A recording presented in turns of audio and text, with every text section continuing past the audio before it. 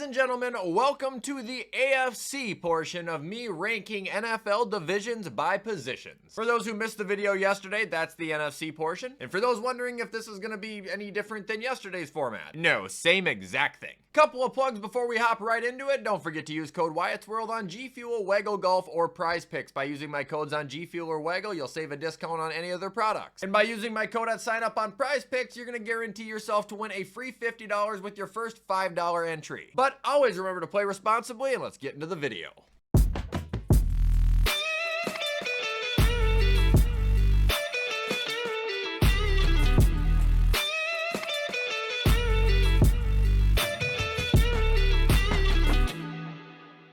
Okay folks, so in today's video we are going to be starting with the AFC North, much like yesterday we started with the NFC North. And beginning with the quarterback, so help me with the comments on this, I'm taking Joe Burrow, Lamar Jackson, the Pittsburgh quarterback situation, and then the Cleveland Browns quarterback situation. Browns should be obvious. They've been in a bad situation for 3 years, and now anybody who's going to start is going to be extremely young or just not that great. Same exact thing goes for the Steelers, unless they get Rodgers, who will still be ancient. Then you have Lamar and you have Burrow, which it's interchangeable. I don't think there's a wrong answer. It's just I think Joe Burrow is a better passer. I think Joe Burrow is probably the best passer in the league right now. Looking at the running backs, give me the Ravens, the Bengals, the Steelers, the Browns. Look, I am not excited in any way to watch Jerome Ford and whoever the fuck else Cleveland has in that room. Steelers, I know they drafted a guy with potential, and I know Warren's not terrible, but he's also just not exciting, so right now I don't have much to look forward to. The Bengals at least have Chase Brown, who I think last year had a pretty decent breakout season. And then obviously the Ravens are still sitting there with Derrick Henry, who until breaks down, I'm gonna treat like he's still one of the best in the league. Wide receivers, give me the Bengals, the Ravens, the Steelers, and the Browns.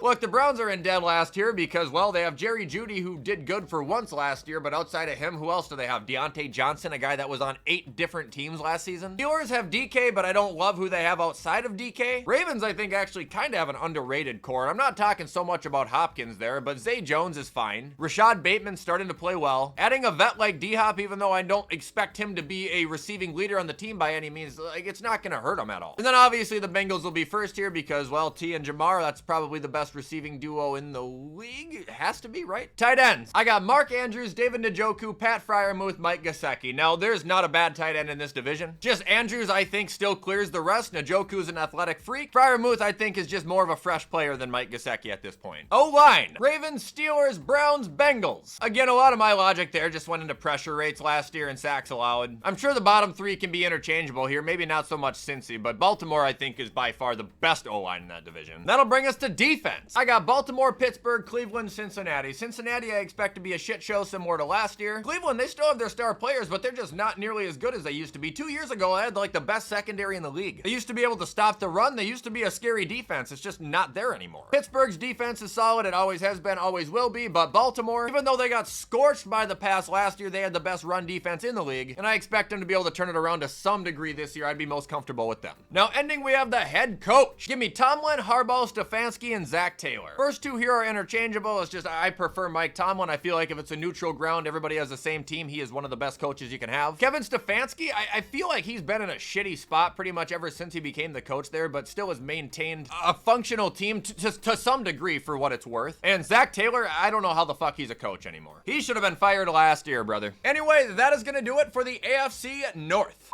Okay, moving on to the AFC West portion of the video, starting with the quarterbacks. We got Mahomes, Herbert, Nix, Geno. I feel like everybody's probably going to have the same order to this unless you have something against Bo Nix. Like, Geno's not a bad quarterback, but I'm going to roll with Bo at this point, and then, yeah, Mahomes is better than Herbert. Not much math there. Running backs. I will actually take the Raiders, the Chargers, the Chiefs, and the Broncos. Look, I know nothing about the Broncos run room other than the fact that they were dog shit last year and they drafted a new guy this year. When it comes to the Chiefs, I mean, they have Pacheco. They have Kareem, who will score a couple touchdowns a year, but it's not looking spectacular there. Then you have the Chargers, who have Najee and the guy that they drafted. I would assume that they will have success with Harbaugh, and to be honest, I would take a shot with Genty over any room right now. Now we got receivers. I got the Chiefs, the Chargers, the Broncos, and the Raiders. So it's pretty self-explanatory if you're asking me. The Chiefs, they have speed and they have multiple decent weapons. Chargers, they're kind of a one-trick pony right now with Ladd McConkey. Broncos are even worse of a one-trick pony with Cortland Sutton, and the Raiders, well, they're at the bottom by far. far. Their best receiver is Jacoby Myers, who is actually good, but when it comes to being a one-trick pony, he's not the one you want to have on your team. Tight ends. Give me Brock Bowers, then Travis Kelce, then Evan Ingram, then Will Dissly, I guess. I think Tyler Conklin is now on that roster. The Chargers need to get a fucking tight end, dude. Stop fucking around. Like, it's not even a question. The Chargers have the worst tight ends right now. When it comes to the Broncos, I'm expecting Evan Ingram to bounce back. Kelce is still a good player. He's just getting old as shit. And, well, Brock Bowers, I have a feeling, will be the tight end one after this season. O-line. Chargers, Chiefs, Broncos, Raiders. Raiders O-line was nothing to gloat about last year, and I'm not sure they filled enough gaps there to really make me believe it's going to be a lot different. Broncos O-line was actually quite serviceable for what they needed to be. And unless they drafted more O-linemen, I don't think they picked any up in free agency. Chiefs O-line is obviously decent, but the Chargers, in my opinion, is the best in that division, and it's not close. Joe Alt, Rashawn Slater, now a healthy Mekhi Becton. That's going to be a fortress. Defense. Give me Denver, Kansas City, the Chargers, and the Raiders. Raiders have a couple of key players, but I don't think that they have the most complete defense by any means. Chargers, I believe, will have a well-coached defense, but I don't believe they have the talent on theirs that KC possesses. However, as established as KC is, I think Denver has one of the best defenses in football. And the scary thing about it is how good they were last year and how much better they're going to be this year because they stacked the living shit out of it. And ending with the head coaches, I'm taking Reed, I'm taking Harbs, I'm taking Peyton, I'm taking Pete. Pete, I think, is outdated for the time. John Payton's a good coach, but he's an asshole. Jim Harbaugh's a phenomenal coach, but Andy Reid is just arguably,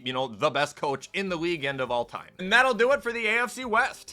Okay, on to the AFC East. Starting with the quarterbacks. Give me Josh Allen, Drake May, Tua, and Justin Fields. Fields, even though I don't dislike him, I view him as the worst of the four. Tua, he is a good passer. It's just we know that he's not a phenomenal quarterback. I'll just leave it at that. Drake May, I am very excited about. It's just I'm not going to take him over Josh Allen, who is, I think at this point, a pretty consistent top 3 quarterback on about every list. Now we got running backs. Give me James Cook, then Devon Achane, then Breece Hall, then Ramondre Stevenson. I think it's about time the Patriots try and get a new running back in there. As far as Breece Hall goes for the Jets, he's not bad, but I do think slightly overrated for the production he puts up and how people talk about him. Devon Achane is about neck and neck with James Cook. Just when it comes to James Cook being an efficient runner, there's no question that guy is one of the most electric backs in the league. It's just he's not worth $20 million a year. Receivers. Give me Miami, Buffalo, Patriots, and the Jets. We'll go reverse order here. Obviously, I think as long as Tyreek is still with Jalen Waddle, that's the best receiving room by far. When it comes to Buffalo, I can see people having them all the way at the bottom, and that's fine. I get it. I'm probably a little biased, and I get it. I'm a fan of them, so I get to watch more of them. But Khalil Shakir, he is madly underrated. And Keon Coleman, he's a serviceable player. He was a rookie. Now they just added, Josh Palmer and Elijah Moore, who aren't really going to do much for the team, in my opinion, but again, solid players. They have a solid core. Then you look at the Patriots, you look at the Jets, they have Diggs, they have Garrett Wilson. It kind of seems like a lot of holes after that.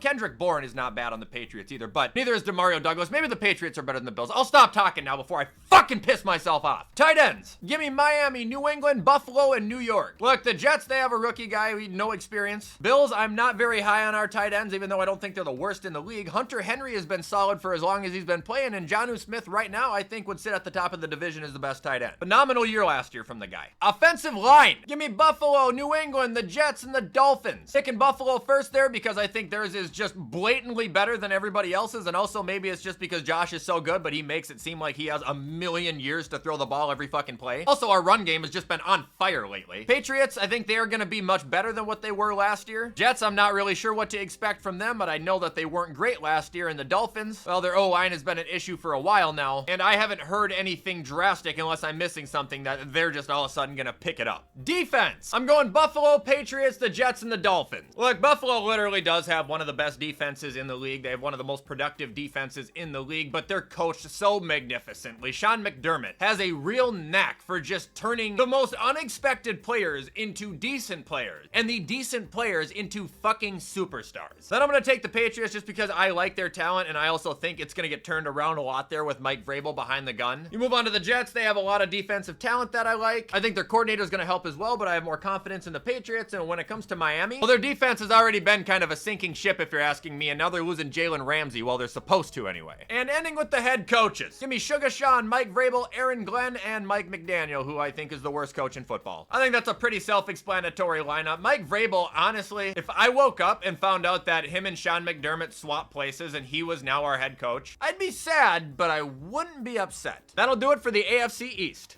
And now we are on to the AFC South. So quarterbacks here. Give me CJ, then give me T-Law, give me Cam Ward or Will Levis, and then Anthony Richardson. This is the correct order to everybody but probably Colt fans. Running back. I got Jonathan Taylor, Joe Mixon, Tony Pollard, and then ETN or Tank Bigsby. Jacksonville's run game is not good. Tony Pollard's a serviceable back. Joe Mixon, even though he's not my favorite, I would still classify him as, you know, at least slightly above average. And then Jonathan Taylor, in my opinion, is a top 5 running back in the league. Wide receivers. I'll go Houston, Jacksonville, Indy, Tennessee. Tennessee doesn't have a pot to piss in as far as receivers. Colts have guys like Pittman and then, you know, potential guys like A.D. Mitchell. Then depending on how Travis Hunter is, I think him and Brian Thomas have a chance to be one of the best duos in football, but as of now, I would still take a healthy Tank Dell and a Nico Collins over anybody in the division. Tight ends. I guess I'll go Schultz, then Tyler Warren, because I know he's supposed to be really good. Then Okonkwo and Brenton Strange. Is that the tight end one over in Jacksonville? Know nothing about the dude. O-line. Give me Indy, give me Tennessee, give me Houston, give me Jacksonville. This could be bass backwards, but as far as I'm concerned, Indy always has a solid ass O-line. Tennessee has been drafting these young guys. You gotta imagine that if they're not gonna pick it up now, then they'll never pick it up, so I feel like I'm putting some chips in the bag. Texans just got rid of Tunsil. I'm not sure how much I like that, and Jacksonville, I feel like they've never had a good line as long as I've watched football. Defense. Give me Houston, Jacksonville, Indy, and Tennessee. This one might be a little bit weird, especially with Tennessee being like a top 3 defense last year in terms of yardage allowed. I don't think they have anybody really substantial. They have L'Jarius Sneed, I guess, and their team couldn't maintain a lead to save their life. Then you have the Colts, who do have some playmakers, but I'm just not as inspired by them as I am with Jacksonville. I just think Trayvon Walker is getting better. They have Josh Allen. Now they have Travis Hunter. They should be fun to watch. And Houston, as long as D'Amico is running that team, I think their defense is going to be in great shape. Ending, we have the coach. Give me D'Amico, then Shane, then Callahan, then Cohen. Liam Cohen gives me vibes of a guy who was breastfed until he was 28. Brian Callahan just doesn't seem like a very good coach. Shane, I'm indifferent on. His fans fucking hate him, I guess, but to me, it just seems like he hasn't been that bad. And then D'Amico Ryans is by far, you know, night and day the best coach in the division. And that'll do it for the AFC South.